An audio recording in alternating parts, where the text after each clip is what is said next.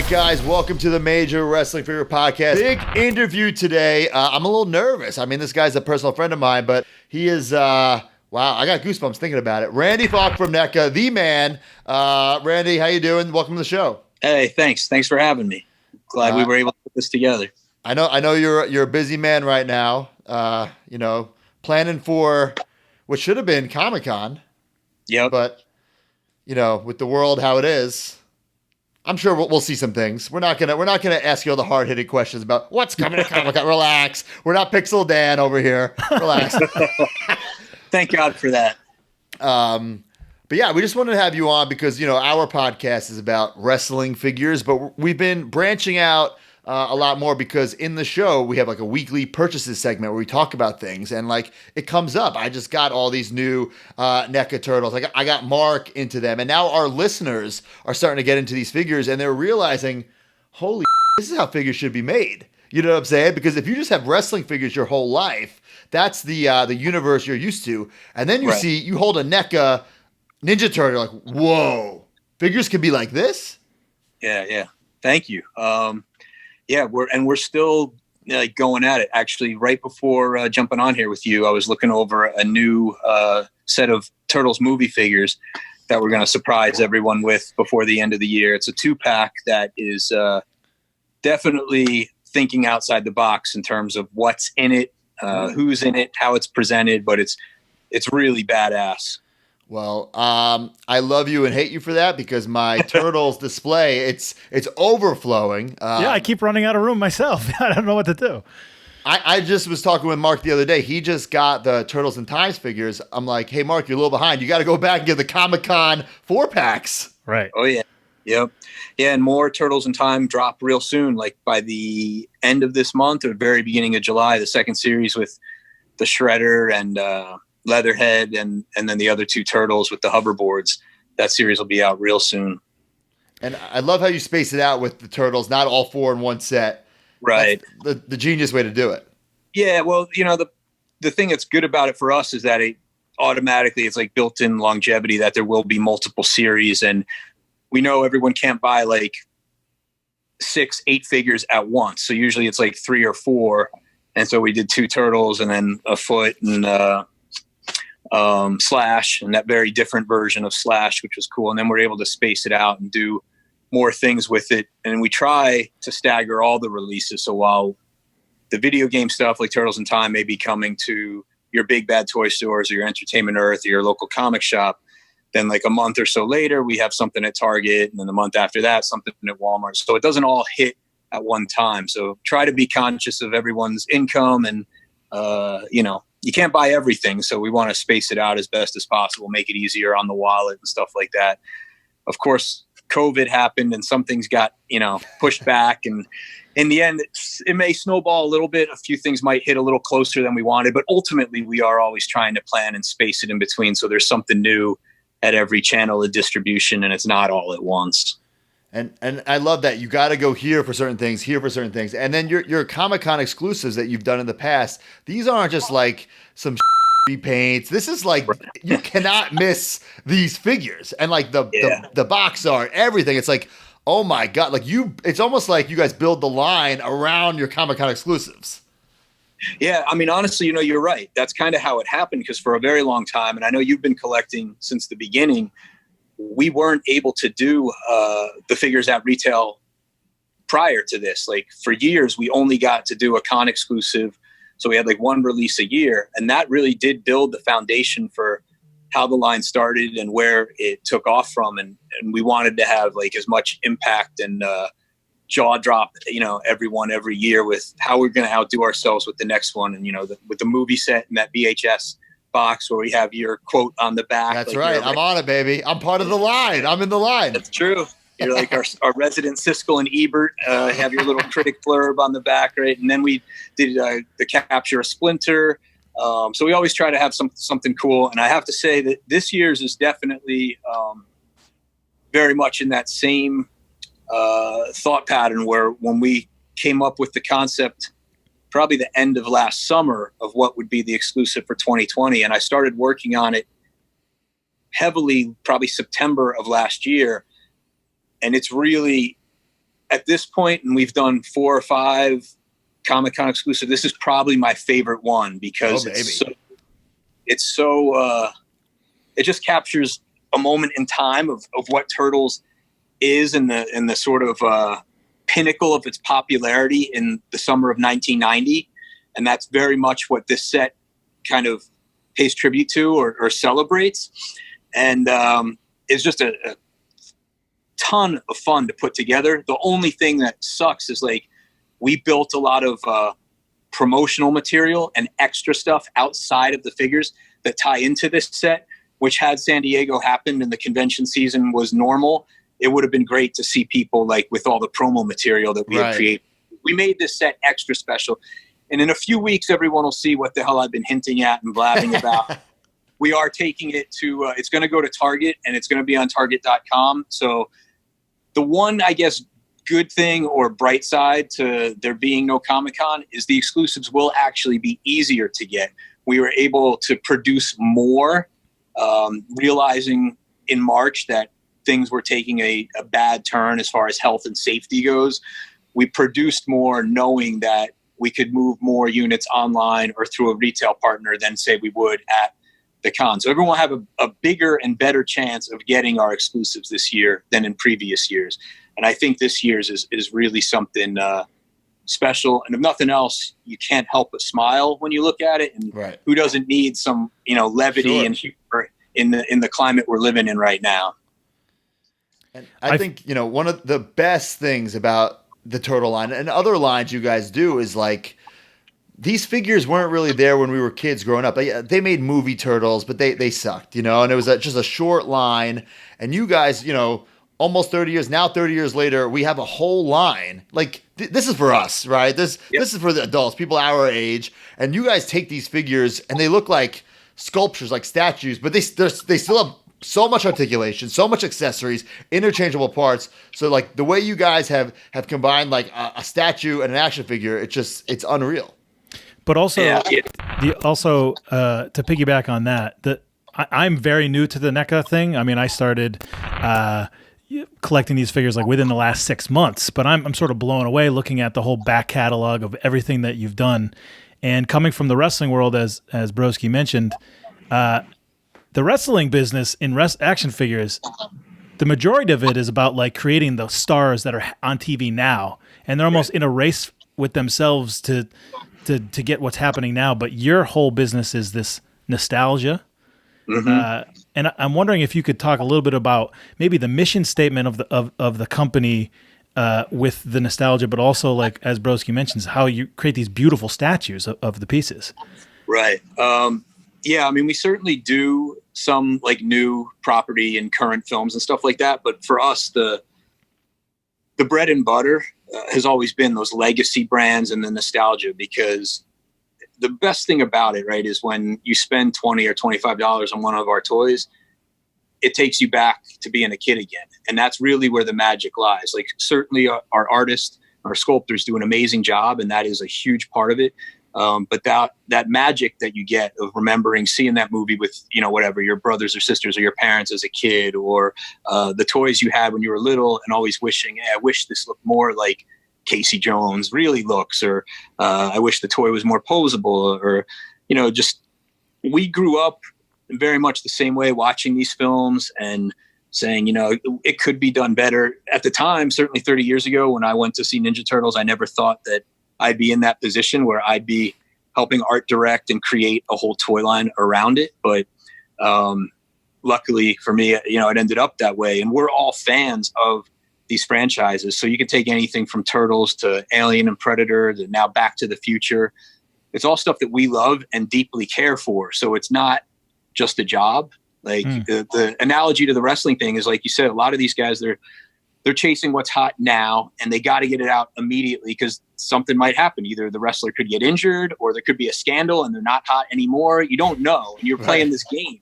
And we run into that when you're doing a new movie, because unfortunately, everything nowadays with movies is CG. So you're like waiting for reference and assets. The computer generated stuff, they don't finish that until very late in the process. So if we're trying to develop a toy line to have out when a movie comes out, a lot of times we're behind the 8 ball because we don't have enough reference or information, or the data, like the digital effects are actually changing way up until, it could be 60, 90 days before release. And we need to ship product before that point. So it's a challenge. And like, while we've continued to support the sequels for like an Alien or a Predator movie, we all know nothing comes close to Arnold and Carl and Jesse in that first Predator. Nothing.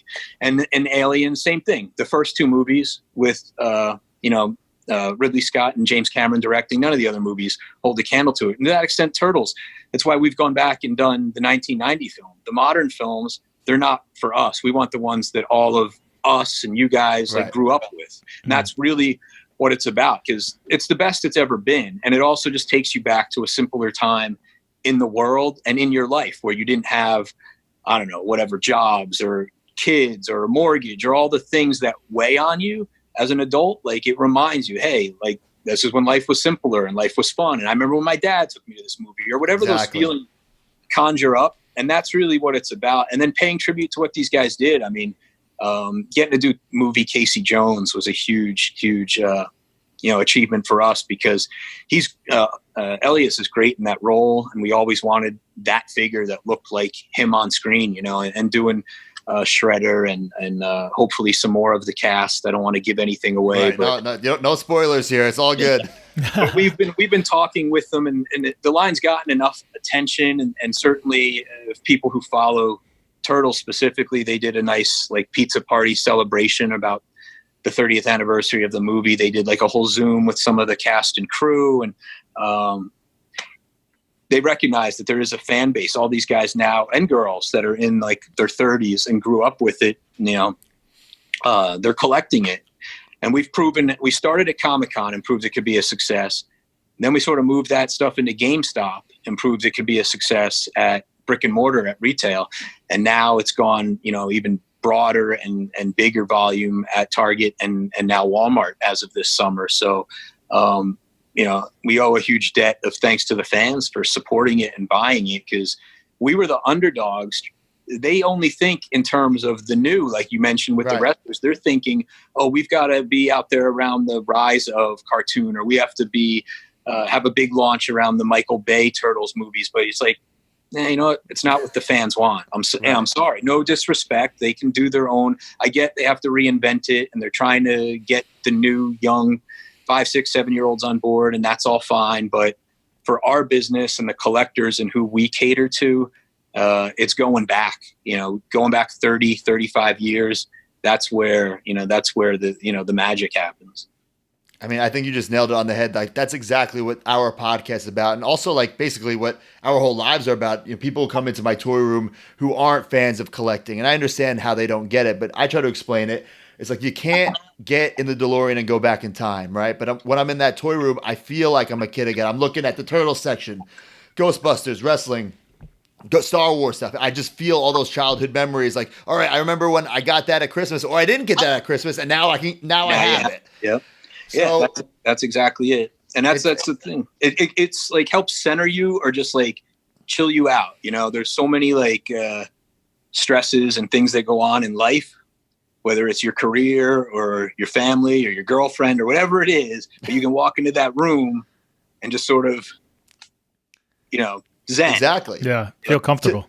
To rearrange figures in there, it's like the adult version of playing with figures. It's like, and it's so therapeutic. Ooh, I can move him here. I can move his arm this way, and almost play Tetris with these pieces, because you guys, now you're making so many turtles. I don't know how I'm going to get them to fit in that case. But what was the one thing when you were a kid that was like, that was your line, your diehard line? I think I know the answer, but I want you to tell it to the people. Yeah. For me, it kind of evolved, but the most, or biggest love and loyalty I think I still have is Kenner Star Wars. Like, I was enamored with Star Wars as soon as I saw the original film at like a drive-in with my family, and my parents took us and everything like that, and I wanted every figure. Like, I collected everything, like from 4 years old all the way till the line ended in 85. At that point I was like 12, and I know a lot of my friends had abandoned it around Return of the Jedi, but I stuck with it. And at this point, there was probably like school dances happening, and girls were now a thing. And like, I certainly felt those attractions or instincts, but at the same time, I didn't want to put away my toys. So I knew I was in it for life. And then from Star Wars, I went into Joe and He-Man and the Playmates Turtles.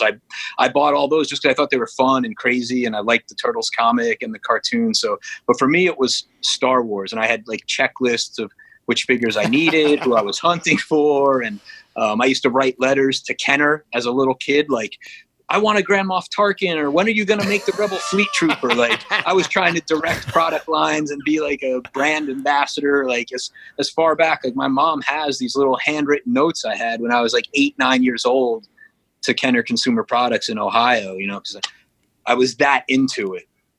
What was the Mark, first? Yeah, sorry. What was the first line that you sort of switched from? You played with the Star Wars, but what was the first line you sort of started collecting as an adult collector? I would say it was probably the Playmates Turtles, because like I had a brother that's 2.5 years younger, so like we grew up with Star Wars, Joe, and He-Man together, and we would play and combine our collections and like have big epic battles and Grayskull and Snake Mountain and Joe vs. Cobra, all that kind of stuff. So all of it got opened and played with, and we would combine our forces and like take over the basement or the living room, stuff like that. But I think around 15 or 16, or probably at that point, like I had a girlfriend and I was going to like metal concerts and trying to grow up. I was still buying toys, but I wasn't opening them.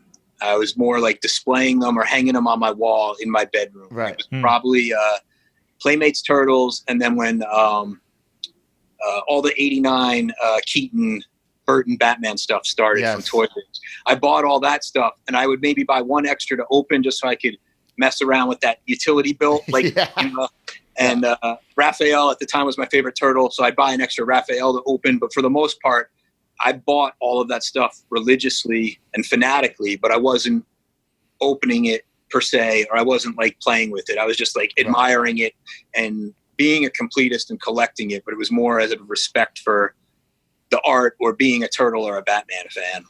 Got it. So obviously, kid growing up, loving the figures, then adult collecting them. When did you decide, okay, I need to make this my life? It was probably midway through college. When I started college, I was definitely focused into music and the whole hard rock and heavy metal thing. And I was working as a disc jockey, both on air at college radio and then at some local. Give us a little Randy DJ voice. Oh, man. I used to do a show called Monday Night Mayhem, and it was on from. It sounds like it'd be a wrestling show, right? Yeah. It's like the next Raw. But I used to do that from 11 p.m. to 2 a.m. every Monday night. And it was like the most extreme thrash, death metal, grindcore, all this kind of stuff.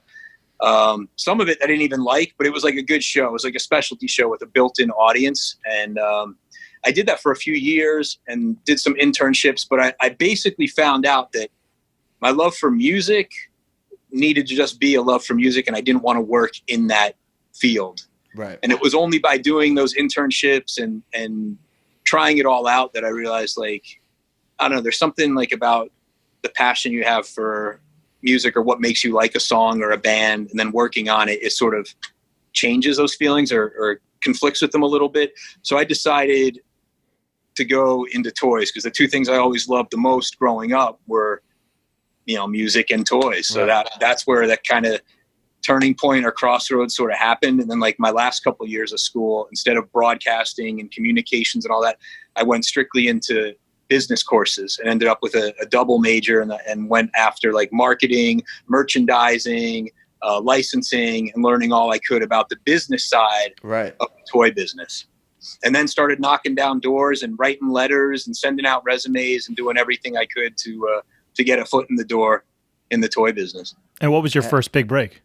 Was McFarlane Toys. And that was towards the end of the 90s, actually. At the time I was working as a teacher and still trying to break into the toy business. And basically I offered to work at McFarlane for free in the summer because I had my summers off. That's awesome. Being a teacher, I was like, what else am I going to do? And I'd gotten friendly with someone who worked there and said, listen, I'm off all summer. If you need any help, whatever it is, I'll do it. And you don't even have to pay me. And they graciously took me up on the offer, and they did pay me. And like, I think I had been there 3 weeks, and that summer sort of internship or volunteer thing, they offered to turn into, a full-time position. And that's it. And here I am, 20 plus years later. Living the dream, awesome. Baby. Yeah, it's not too bad. But I think what's so cool about you is you're so interactive with the people. Like you'll let people in. You're not going to tell them everything that you got, in the plans, but you give some hints. You're the one who drops the news. You interact. You answer questions. I think that's so important. There's some companies like Mattel who don't even have a social media in 2020. You know what I'm saying? And you're just so like interactive, which I think is a huge thing.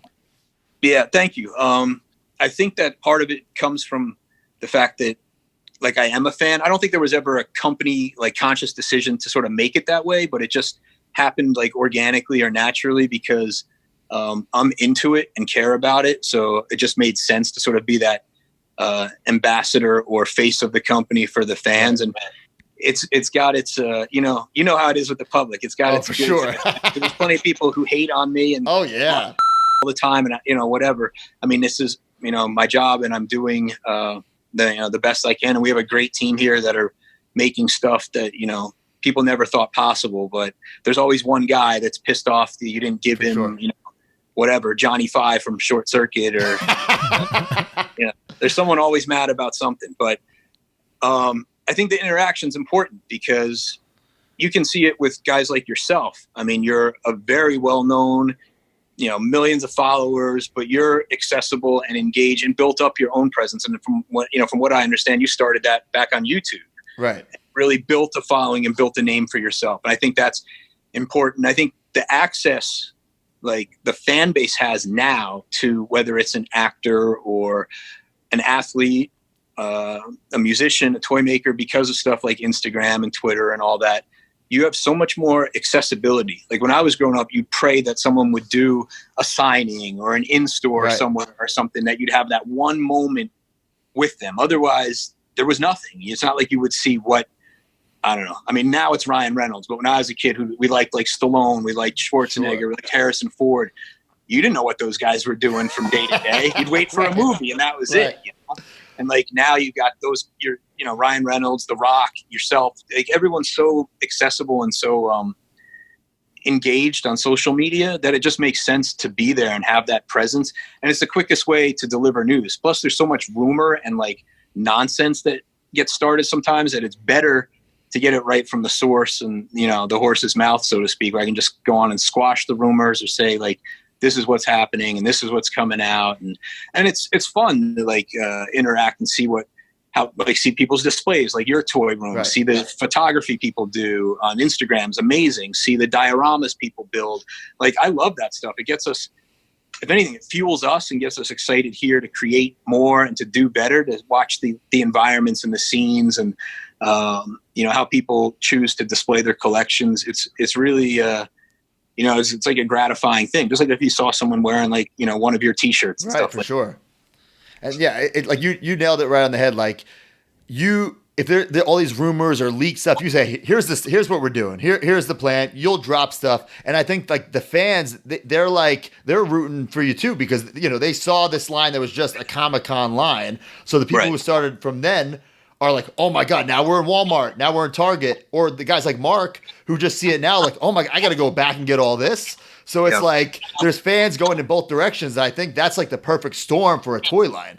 Yeah, absolutely. And like for guys like Mark and other fans that are coming in late, like certainly on Movie Turtles, the thing is like now that we're at Walmart, we're able to put them back out in 2-packs. And then like for the fans who have them already, we don't expect you to, to buy them again. You don't need to. Just buy what you like. And then for the ones who missed out or coming late to the game that missed the San Diego, 2017 or 2018 set, or if you missed them at GameStop, at least now you have a second chance. And that's another thing where people like complain, oh, they're repacking the same figure. But it's like, bro, you don't have to buy it. We're not repacking that for you. We're repacking that for the guy who just got on board. Because like Turtles movie line at Walmart, it basically starts with Casey Jones, which is a brand new figure, and Raph in disguise.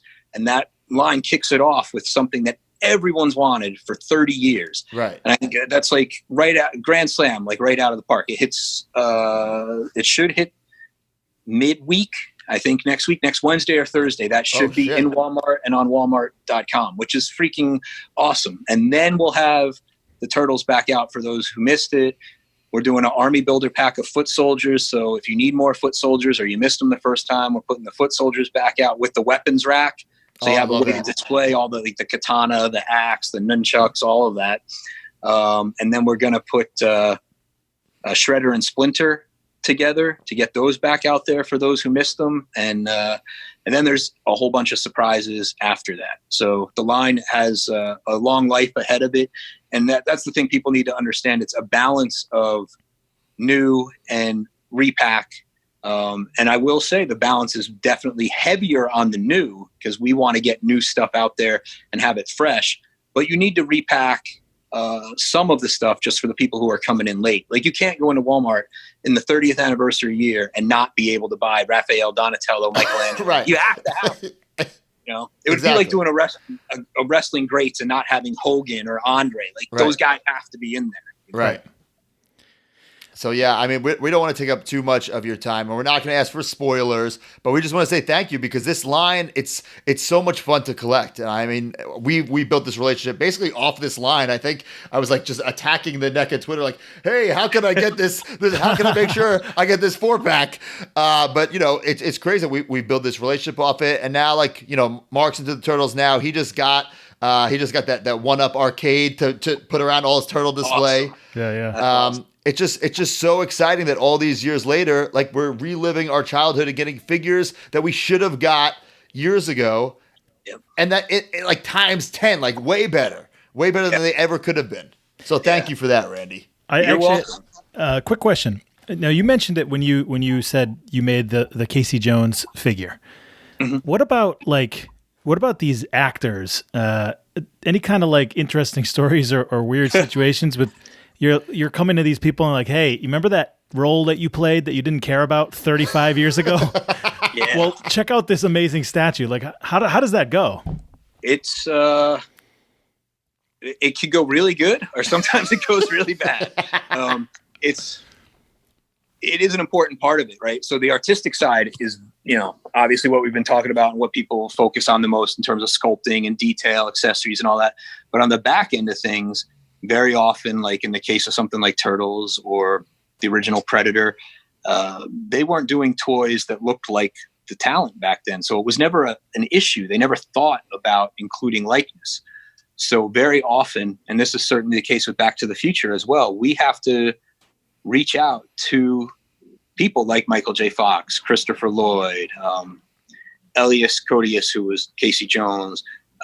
In the case of Predator, Arnold Schwarzenegger, Carl Weathers, whoever we're trying to do, we have to get to them and see if they're interested at all, and then work out, a financial deal that makes sense for them.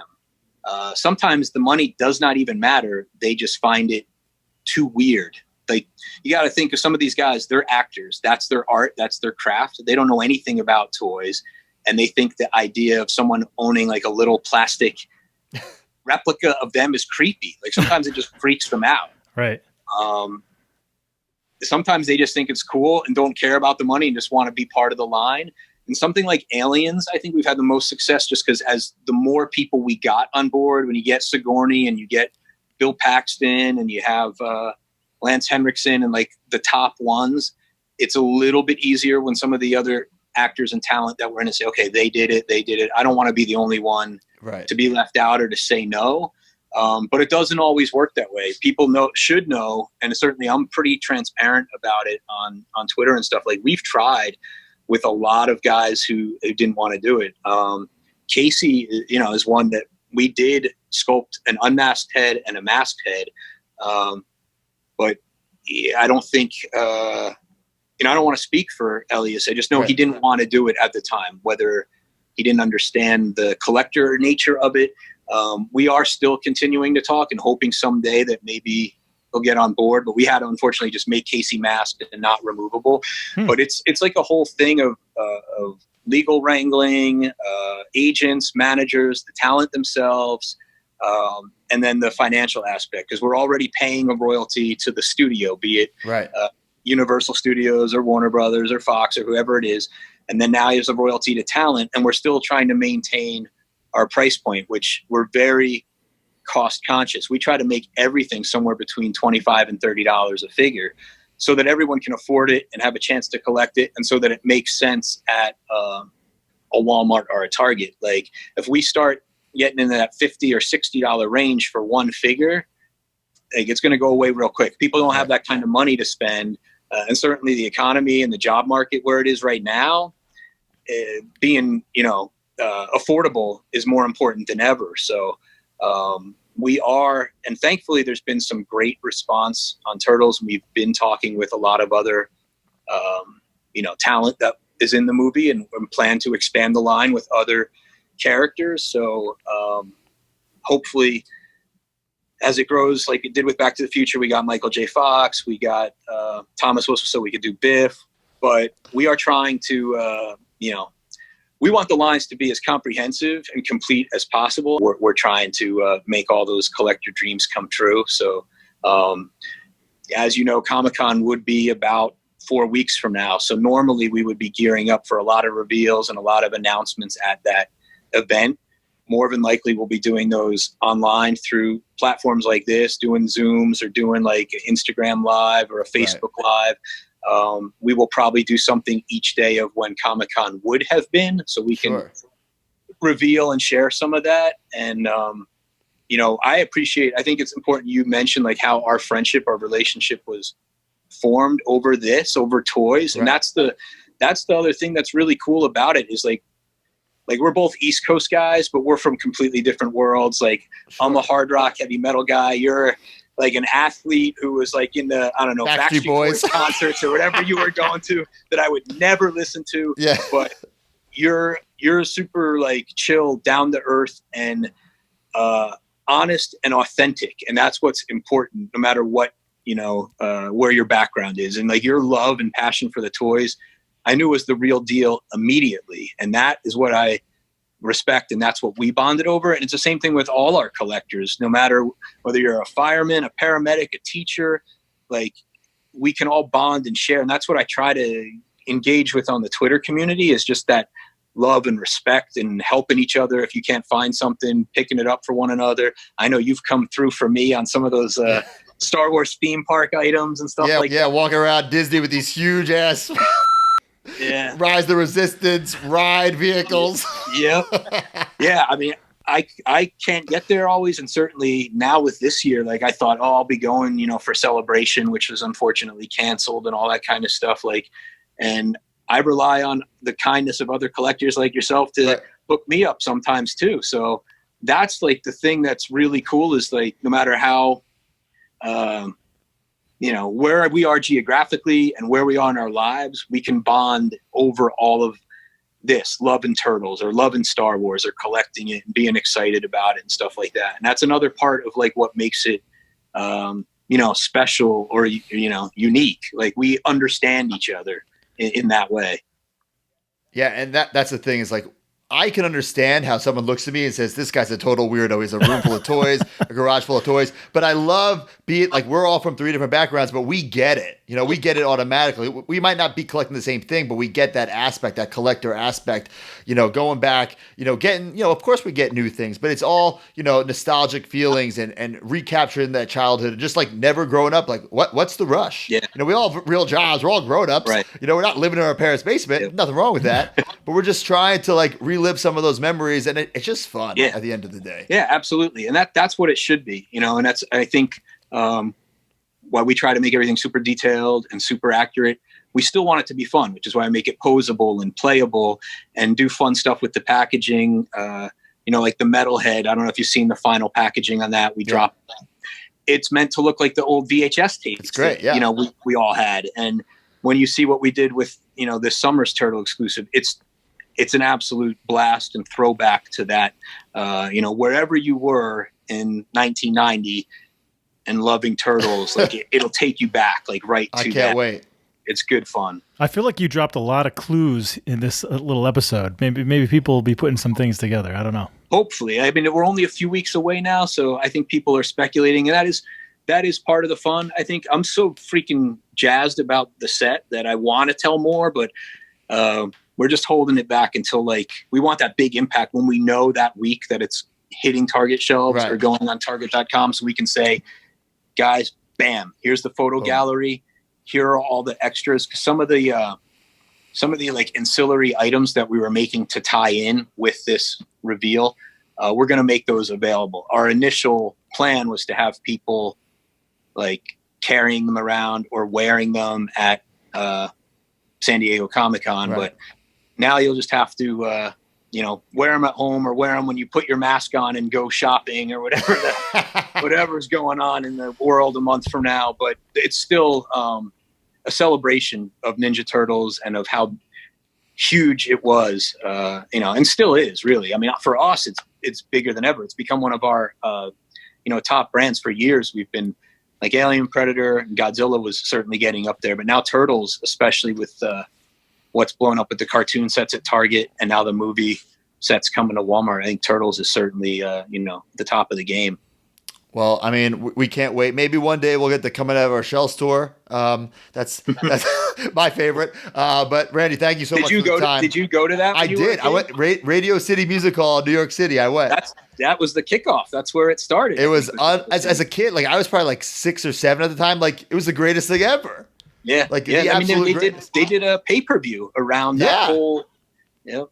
The VHS. Oh, so I mean, now looking back, it's so bad it's good. Like it's not good. It's so bad it's not good. It's hard. Yeah, I mean the Splinter looks especially terrible. I remember looking at some of it on YouTube a while back, but that is it. Like it's so bad it's good, and that is exactly what it is. And it also reminds you of seeing it, or if you weren't lucky enough to have your parents take you, at least you saw the VHS or the pay-per-view as a kid, because it was like a phenomenon.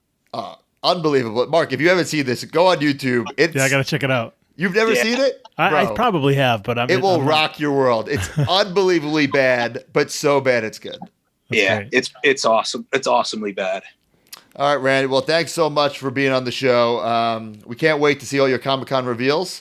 My wallet is a little angry at you because, there's a lot of cool stuff coming out, but it's great. It's great. We might need to, I might have to get 2 giant displays for my Turtles. I just have 1 now. I might need to get it to 2 because I have the whole city. You built the city. Yes. The streets. Yeah, the city, the diorama. Yeah. That took up a lot of real estate. Yeah, we'll talk. If you're going to be home, I'm going to send a little care package over there. Oh, man. Yeah. I've just canceled my plans. I'm home. Chelsea, we're canceling that vacation. I'm kidding. Yeah, get ready. I definitely want to gift you what we're doing for the San Diego con timing. So when this thing hits, we'll put it on the YouTube. Yeah, we'll put it on YouTube. Now I'm gonna get all those hate tweets. Oh, Matt Cardona, you suck up, you kiss ass. I don't care. I'll take it. All right. Randy, thanks so much. You're the man. We love you. And good luck with everything with the Turtles and the whole NECA line. Thanks, man. Yeah, thanks, Matt. Thank you. Thanks, bro. Take care, guys.